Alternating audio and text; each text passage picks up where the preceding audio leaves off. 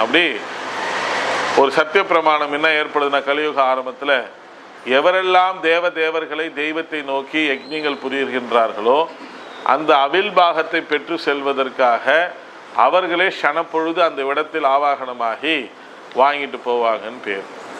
இதுதான் சூட்சும ரகசியம். அப்போ அக்னி முன்னாடி உக்காஞ்சி யார் பூஜிக்கிறாங்களோ அவங்களுடைய பலன் 12 ஆண்டுகள் என்பதை குறைத்து 12 மாதங்களே போதும். இன்னும் சொல்லப்போனால் 12 வாரங்களே போதும், 12 நாட்களே கூட போதும், இல்லை 12 நாழிகைகள் கூட போதும்னு சொல்லலாம், அவரவருடைய பக்தியை பொறுத்து.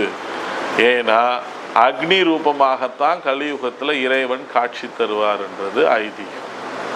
அதனால்தான் இங்கே பிரதானமாக யாகம் செய்யறது. யாகத்தின் மூலமாகத்தான் எனக்கு தெரிஞ்சு பலாயிரம் மக்கள் இவங்கள மாதிரி இந்த இடத்துல அமர்ந்து பலன் பெற்று இன்றைக்கி அம்மா ஆசீர்வாதத்தோட மிகவும் செழிப்பாக வந்த நோக்கம் நிறைவேறி சந்தோஷமான ஒரு வாழ்க்கை வாழ்ந்துட்டுருக்குறாங்க. இதுதான் நிஜம். அப்போ எப்படி அக்னியெல்லாம் உங்கள் கைப்பட, அதனால இந்த இடத்துல பொறுத்த வரைக்கும் உங்கள் கைப்பட ஆகுதியை கொடுத்து உங்கள் பிரச்சனைக்கு உங்களை நீங்கள் வேண்டிக்கிறது அதிகமாக இருக்குமா, இல்லை நான் வேண்டிக்கிறது அதிகமாக இருக்குமா?